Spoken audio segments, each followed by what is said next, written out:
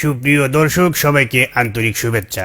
শুরু করছি কয়েদিম টেলিভিশনের সাপ্তাহিক আয়োজন বাংলাদেশ কি বিচিত্র, দেখাবো তার চিত্র। আমাদের আজকের বিষয় 70 গেল 80 গেল মাগার যৌবন গেল না। এদিকে আমাদের আজকের আমরা প্রোগ্রাম সাজিয়েছি একজনের বিয়ে নিয়ে। সেটা হচ্ছে, আপনারা সবাই জানেন যে রেলমন্ত্রী কিছুদিন আগে বিয়ে করছে এবং তার বিয়ে নিয়ে আমাদের আজকের অনুষ্ঠান।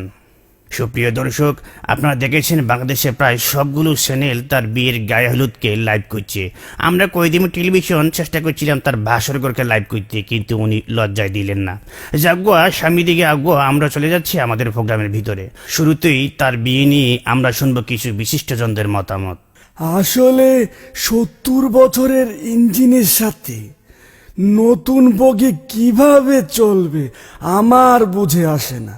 তবে হ্যাঁ, যেহেতু ইঞ্জিনের সাথে বগি লেগেছে, ভালো চলুক, এটা আমরা সবাই চাই। তবে হ্যাঁ, পদ্মা সেতু কিন্তু হবেই।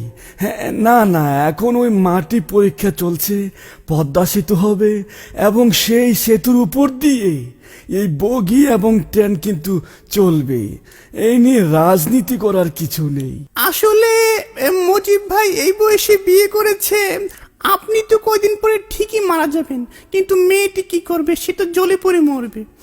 যাই হোক, বিয়ে যেহেতু করেছেন, আপনাকে একটাই পরামর্শ দেব আইনজীবী হিসেবে।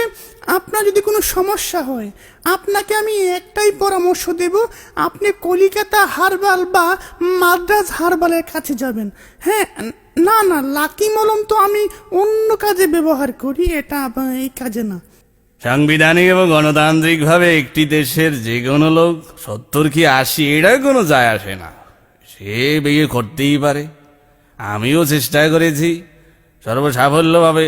বিবাহ একটি গণতান্ত্রিক অধিকার, এ নিয়ে রাজনীতি করার কিছু নেই। রেলমন্ত্রী থাকা অবস্থায় আমিও চেষ্টা করেছি, কালো বিড়াল বের হয়ে আসছে, কিছু করার নেই। প্রিয় দেশবাসী, আপনারা দেখেছেন এই সরকার কি করেছে। বাল্য বিবাহ যেরকম অপরাধ, এই বৃদ্ধ বিবাহ কিন্তু একটি অপরাধ।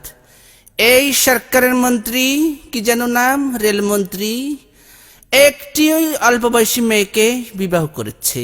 এখন এই মেয়েটির কি হবে?